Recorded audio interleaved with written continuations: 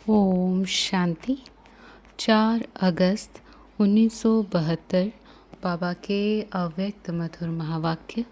मुरली का टाइटल है serviceable, sensible और इसेंसफुल की निशानियाँ।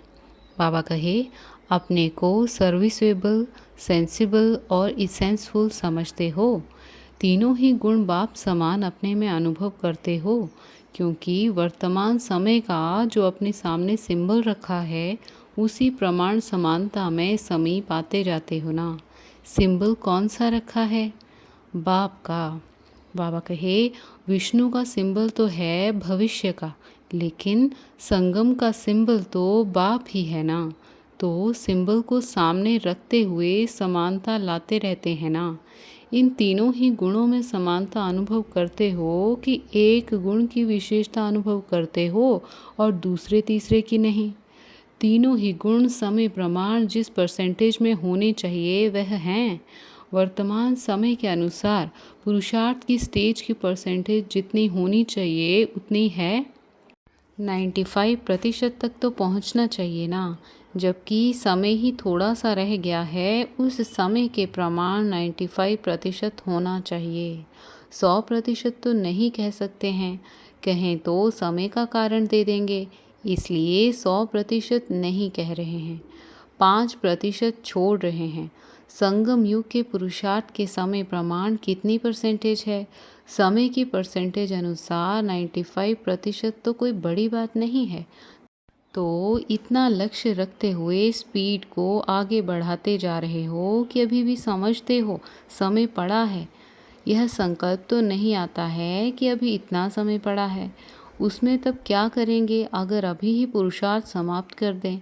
यह संकल्प तो नहीं आता है कि कोई कमी रही हुई है, तब तो ड्रामा में इतना समय रहा हुआ है। समय प्रमाण अगर कमी रह भी जाती है तो कितनी रहनी चाहिए? ऐसे नहीं 50-50 रहे। अगर 50% संपन्न करना है फिर तो स्पीड बहुत तेज चाहिए। इतनी तेज स्पीड जो कर सकता है वह 95% तक ना पहुँचे, ये तो हो ही नहीं सकता। तो अब लक्ष्य क्या रखना है? अगर समय प्रमाण ड्रामानुसार कुछ कमी रह भी जाती है तो 5% का अलाउ है, ज़्यादा नहीं। अगर इससे ज़्यादा है तो समझना चाहिए फाइनल स्टेज से दूर हैं। फिर बाप दादा के समीप और साथ रहने का जो लक्ष्य रखते हो वह पूर्ण नहीं हो पाएगा, क्योंकि जब फर्स्ट नंबर अव्यक्त स्थिति को पा चुके हैं उसके बाद जो समीप के रत्न होंगे वह कम से कम इतने तो समीप हों जो बाकी सिर्फ 5% की कमी रहे। बाप अव्यक्त हो चुके हैं और समीप रत्नों में 50% का फर्क हो तो क्या इसको समीप कहेंगे? क्या वह 8 नंबर के अंदर आ सकते हैं? साकार बाप साक्षी हो अपनी स्थिति का वर्णन करते थे ना, तो साक्षी हो अपनी स्थिति को चेक करना है। जो जैसे हैं वह वर्णन करने में ख्याल क्यों आना चाहिए? बाहर से अपनी महिमा करना दूसरी बात है, लेकिन अपने आप की चेकिंग में बुद्धि की जजमेंट देना है। दूसरों को आपकी ऐसी स्टेज का अनुभव तो होना चाहिए ना। तो समीप रत्न बनने के लिए इतनी स्पीड से अपनी परसेंटेज को बनाना पड़े। 50% तो मेजॉरिटी कहेंगे, लेकिन अष्ट देवताएं मिनॉरिटी कैसे कह सकते हैं? अगर मेजॉरिटी के समान मिनॉरिटी के भी लक्षण हो तो फ़र्क क्या रहा? तो तीनों ही बातें जो सुनाई वह अपने आप में देखो। सर्विसेबल का रूप क्या होता है इसको सामने रखते हुए अपने आप को चेक करो कि वर्तमान स्थिति के प्रमाण व वर्तमान एक्टिविटी के प्रमाण अपने को सर्विसेबल कह सकते हैं। सर्विसेबल का हर संकल्प, हर बोल, हर कर्म सर्विस करने योग्य होगा। उसका संकल्प भी ऑटोमेटिकली सर्विस करेगा, क्योंकि उनका संकल्प सदा विश्व के कल्याण प्रति ही होता है, अर्थात विश्व कल्याणकारी संकल्प ही उत्पन्न होता है, व्यर्थ नहीं होगा।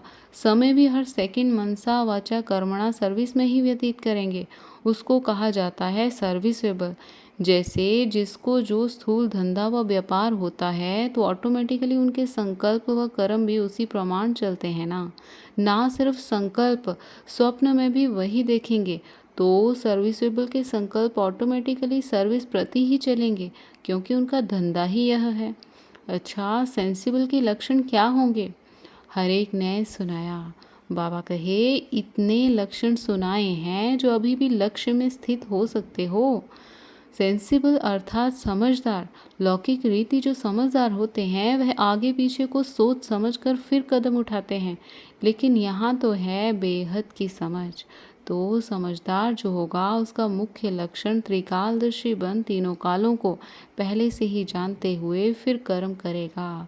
कल्प पहले की स्मृति भी स्पष्ट रूप में होगी कि कल्प पहले भी मैं ही विजयी बना हूँ, अभी भी विजयी हूँ, अनेक बार के विजयी बनते रहेंगे। यह विजयीपन के निश्चय के आधार पर व त्रिकालदर्शीपन के आधार पर जो भी कार्य करेंगे वह कब व्यर्थ व असफल नहीं होंगे। तो समझ त्रिकालदर्शीपन की होनी चाहिए। सिर्फ वर्तमान समय को समझना, इसको भी संपूर्ण नहीं कहेंगे। जो कोई भी कार्य में असफलता होती वह व्यर्थ हो जाता, इसका कारण ही यह है कि तीनों कालों को सामने रखते हुए कार्य नहीं करते, इतनी बेहद की समझ धारण कर नहीं सकते। इस कारण वर्तमान समस्याओं को देखते हुए घबरा जाते हैं और घबराने कारण सफलता पा नहीं सकते। सेंसिबल जो होगा वह बेहद को समझकर वह त्रिकालदर्शी बन हर कर्म करेंगे, वह हर बोल बोलेंगे, जिसको ही अलौकिक व असाधारण कहा जाता है। सेंसिबल कभी समय, संकल्प व बोल को व्यर्थ नहीं गंवाएंगे। जैसे लौकिक रीति भी अगर कोई धन को व समय को व्यर्थ गंवाते हैं तो कहने में आता है इनको समझ नहीं है। इस रीति से जो सेंसिबल होगा वह हर सेकंड को समर्थ बनाकर कार्य में लगाएंगे, व्यर्थ कार्य में नहीं लगाएंगे। सेंसिबल कभी भी व्यर्थ संग के रंग में नहीं आएंगे, कभी भी कोई वातावरण के वश नहीं होंगे। यह सभी लक्षण सेंसिबल के हैं। तीसरा है इसेंसफुल।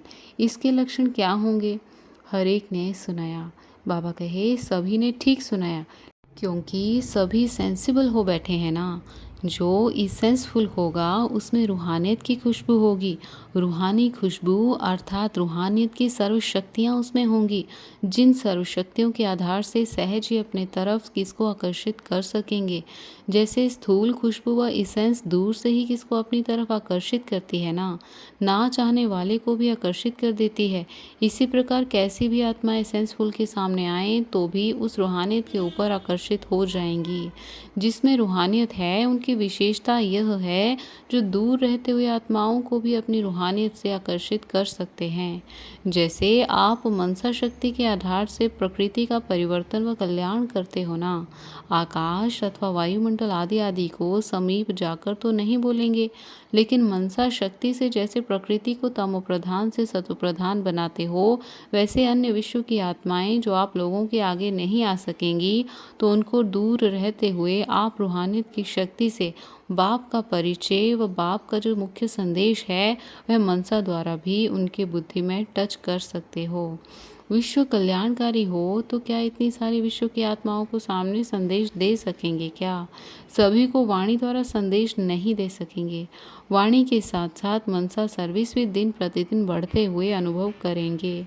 जैसे बाप भक्तों की भावना को सूक्ष्म रूप से पूर्ण करते हैं तो क्या वाणी द्वारा सामने जाकर करते हैं क्या? सूक्ष्म मशीनरी है ना। वैसे ही आप शक्तियों का व पांडवों का प्रैक्टिकल में भक्त आत्माओं को व ज्ञानी आत्माओं को दोनों को बाप का परिचय व संदेश देने का कार्य अर्थात सूक्ष्म मशीनरी तेज होने वाली है। यह अंतिम सर्विस की रूपरेखा है। जैसे खुशबू चाहे नज़दीक वालों को चाहे दूर वालों को खुशबू देने का कर्तव्य करती है, वैसे ना सिर्फ सम्मुख आने वालों तक लेकिन दूर बैठी हुई आत्माओं तक भी आपकी यह रूहानियत की शक्ति सेवा करेगी। तभी प्रैक्टिकल रूप में विश्व कल्याणकारी गाए जाएंगे। अब तो विश्व कल्याण के प्लान्स बना रहे हो, प्रैक्टिकल नहीं है। फिर यह सूक्ष्म मशीनरी जब शुरू होगी तो प्रैक्टिकल कर्तव्य में लग जाएंगे। अनुभव करेंगे कि कैसे आत्माएं बाप के परिचय रूपी अंजलि लेने के लिए तड़प रही हैं और तड़पती हुई आत्माओं को बुद्धि द्वारा व सूक्ष्म शक्ति द्वारा ना देखते हुए भी ऐसा अनुभव करेंगे जैसे दिखाई दे रहे हैं। तो ऐसी सर्विस में जब लग जाएंगे तो विश्व कल्याणकारी का प्रैक्टिकल में नाम बाला होगा। अब देखो आप लोग क्या कहते हैं कि हमने विश्व कल्याण का संकल्प उठाया है, लोग आपको क्या कहते हैं? तो कल्याण का इतना बड़ा कार्य आपकी ऐसी स्पीड से होगा? विश्व कल्याण का कार्य अब तक तो बहुत थोड़ा किया है, विश्व तक कैसे पहुंचाएंगे? अभी प्रैक्टिकल नहीं है ना। फिर चारों ओर जहाँ जहाँ से मास्टर बुद्धिमानों की बुद्धिमान सूक्ष्म मशीनरी द्वारा सभी की बुद्धियों को टच करेंगे, तो आवाज़ फैलेगा कि कोई शक्ति और कोई रूहानियत अपनी तरफ आकर्षित कर रही है।